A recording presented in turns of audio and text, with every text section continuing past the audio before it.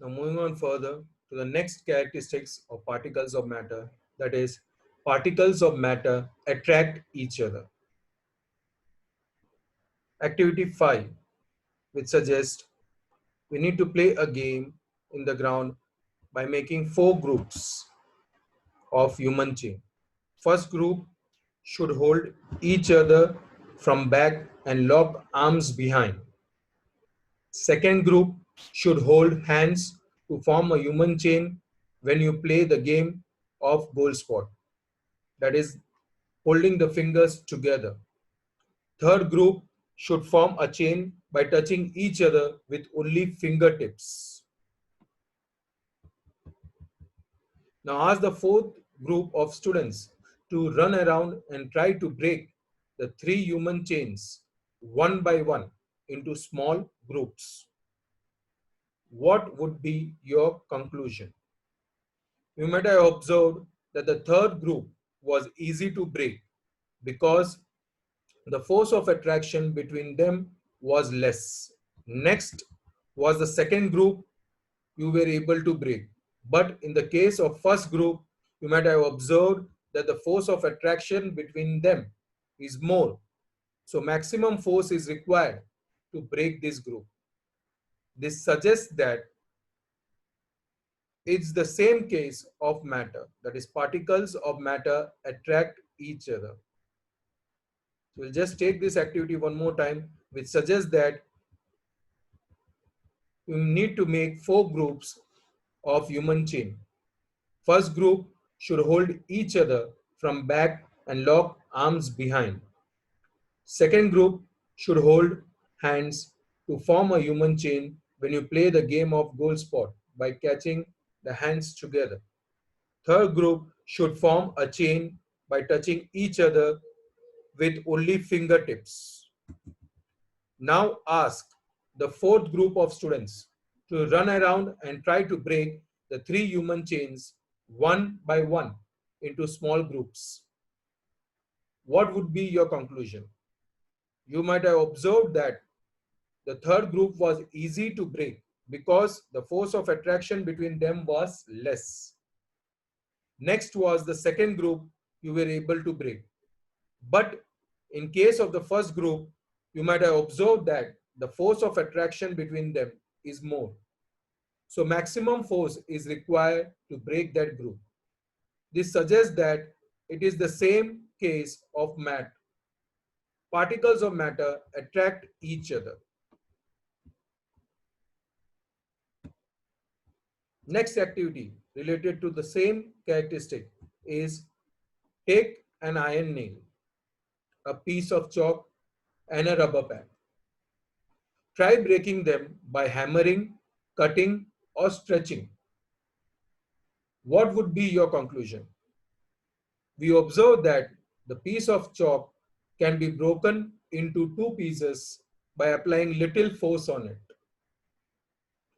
A rubber band can be cut easily, but we require greater force in case of an iron nail because the particles of the iron are held together with greater force of attraction. So we'll take one more time this activity, that is, take an iron nail, a piece of chalk, and a rubber band. Try breaking them by hammering, cutting, or stretching. What would be your conclusions? We observe that piece of chalk can be broken down into 2 pieces by applying little force on it. A rubber band can be cut easily, but we require greater force in case of an iron nail because the particles of the iron are held together with greater force of attraction.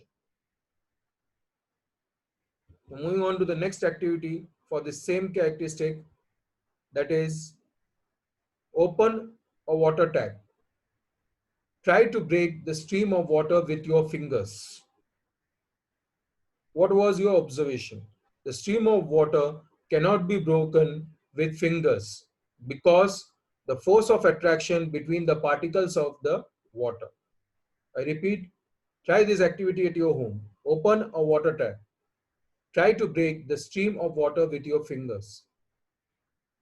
What was your observation?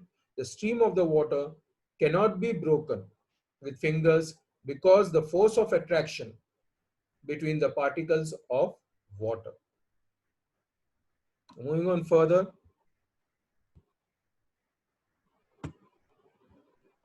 Next is the states of matter. Matter exists in three different states: solid, liquid, and gas. Let us study the properties of these states of matter one by one. Properties of solid. It has fixed shape and volume. It is rigid and cannot flow. Intermolecular force between the particles of solid is maximum.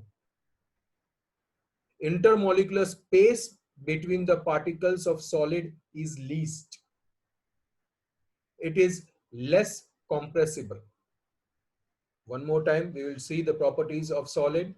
It has fixed shape and volume. It is rigid and cannot flow.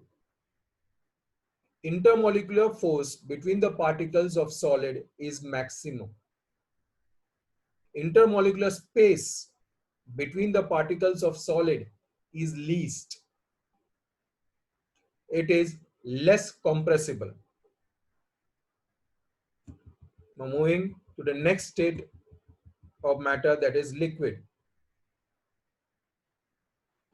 It has no fixed shape and volume because it takes the shape of the container in which it is filled. It is not rigid and can flow. Intermolecular force between particles of liquid is less than that of the solids. Intermolecular space between the particles of liquid is more than that of solids. It is compressible to some extent. One more time, we will see properties of liquid. It has no fixed shape and volume. Is fixed because it takes the shape of the container in which it is filled. It is not rigid and can flow. Intermolecular force between the particles of liquid is less than that of solids. Intermolecular space between the particles of liquid are more than that of solids. It is compressible to some extent. I repeat the first point, it has no fixed shape but fixed volume. Now moving on to the next state of matter, that is gas. Properties of gas. It has no fixed shape, neither volume. It is not rigid and can flow. Intermolecular force between particles of gas is less. Intermolecular space between particles is maximum. It is highly compressible. I repeat the properties of gases one more time. It has no fixed shape, neither volume. It is not rigid and can flow. Intermolecular force between particles of gas is less. Intermolecular space between particles is maximum. It is highly compressible. Hope all might have understood the activity as well as the property.